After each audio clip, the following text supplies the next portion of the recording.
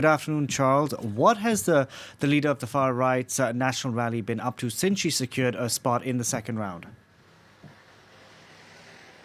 Well, after holding strategic meetings at her campaign headquarters in Paris this morning, thinking about the best strategy to conduct in order to get to that final victory in 2 weeks' time, she's now heading to the village of Torigny-sur-Aureuse, southwest of Paris, in the region of Burgundy, a very typical French village where she's going to meet a French farmer, a French grain and cereal farmer.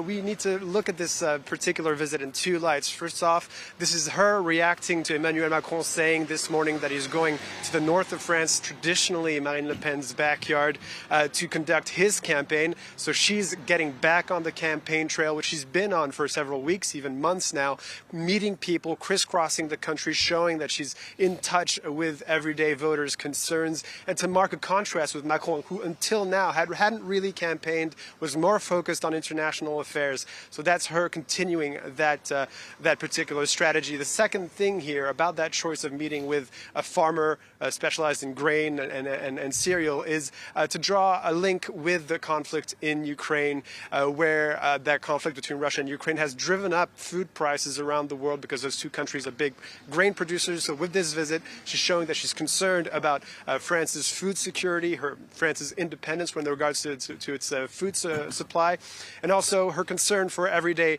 workers' purchasing power and the price of food. So really just here trying to cement the historic win she gained last night with 23% of the vote for the national rally.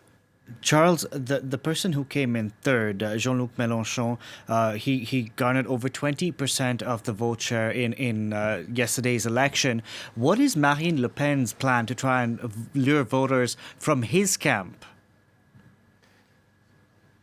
So it's a strategy that's working on two fronts. First of all, her emphasis on purchasing power as a key part of her program. In addition to the usual national rally topics of immigration and Islam, she's really put the emphasis on purchasing power, saying that she's going to reduce VAT tax from 20% to 5% on gas, fuel, electricity, and other essential goods, and also saying that she's going to give tax breaks to companies that decide to increase salaries by 10%. That's one of the fronts. The other front is to try and capitalize on an anti-Macron sentiment that's quite wide-ranging and especially prevalent amongst far-left voters. Her campaign director this morning on the radio saying that their reservoir of votes for the second round is anyone who hasn't voted for Macron in the first round.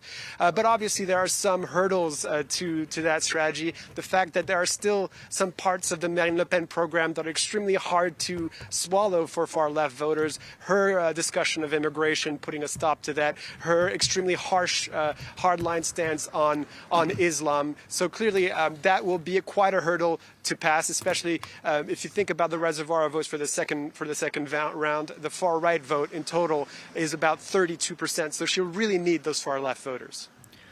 She does indeed. Charles Pellegrin, thank you very much for that, Charles, reporting there.